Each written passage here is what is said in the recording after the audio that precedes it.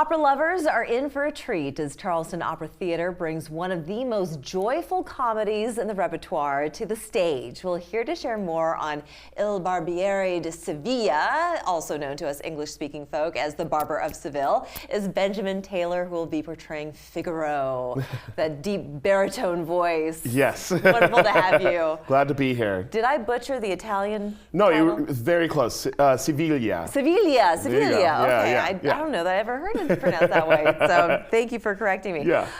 So this is a very fast-paced opera. It's a lot of excitement, a lot of joy. How does this particular production set itself apart from anything else? What has it been like working on it? It's been really wonderful. This is my fourth production of Barber of Seville, and what I love about doing it in the States, in America, is that we always have something wacky going on. And in this piece, there's no exception. We've updated it to 1900, and we get to have some liberties with some things, and we're really sticking to a lot of the roots of the commedia dell'arte tropes. So all of our characters are based off of stock characters from Italy, and we're kind of influencing or bringing some of that into this piece, but also having a twist with it and lots of surprises. So it's really fun. So even though that some of these characters are very well known to Italians, it's something that the American audiences can also appreciate and get into. And lots of references to material that you've heard from Barber of Seville, like Looney Tunes, and we're evoking a lot of that with the colors.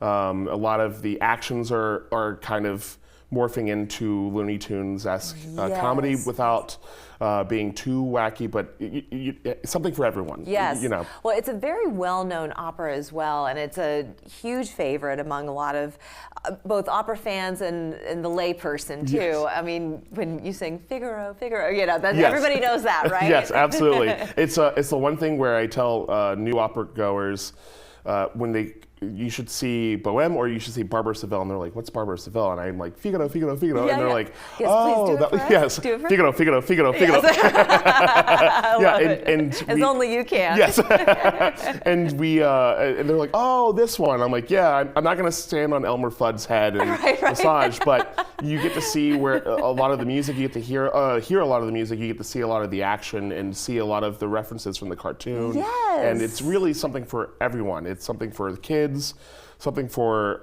adults, and I know you know opera and ballet has been in the news a lot lately because of a certain actor. Thanks, Chalamet. Yeah, thank you for the promotion, but it really isn't as stuffy as people think. It's not, and it's accessible to everybody. I mean, you know, you just came off of a production at the Met in New York City, which I do want to get to that as well. But to say something, you know, disparaging about ballet or opera, where people are already kind of feeling like, well, you know, I can't really afford a ticket, or this is not really my thing, but you don't know it is, and it's actually much more accessible than people realize. Absolutely. I mean, now with theater prices, I mean, Timothy didn't say this, but the theater prices, going to a movie with the popcorn and everything, it's more expensive than buying a ticket to the opera. Absolutely. There are rush tickets. Exactly. There's all kinds of things. Standing room. You can do whatever.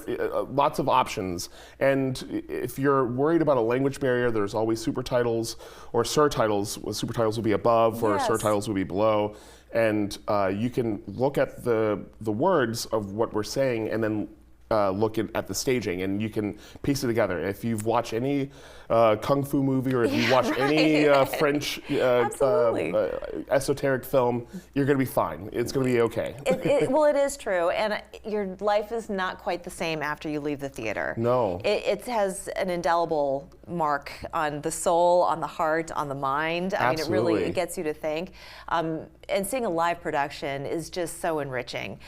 So please tell us a little bit more about the Met. So you were there performing in Porgy and Bess. Porgy and Bess. It was incredible. It was my second time doing Porgy and Bess, and it's also been my 5th year at the Metropolitan Opera, and it was it's always a great experience, and it's one of the few places where I go on that stage and I'm like, I can't believe I'm here. Yeah. Because it is just so vast when you see it on stage, and It's hallowed ground. Yes, truly. And it's like I equate it to driving a sports car for the first time, like like a Ferrari or something. Yes. Where you drive another car and you're like, oh, I understand, this is fun, this is fast. But as soon as you get into something that's well made and well tailored, you're kind of like, oh, I see now. Yes. And you're automatically elevated from that experience. You almost perform better, you know. But then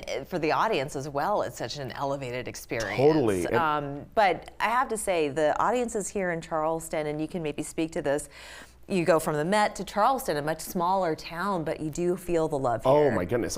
This is my third year here.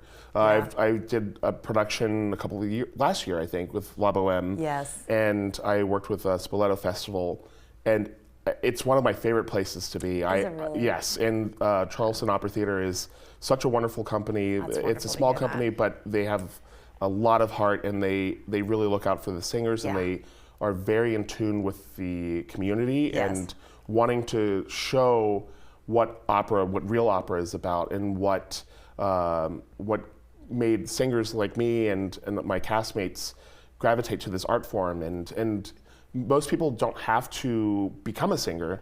You know, we can also support in other ways of going to the shows or talking about it.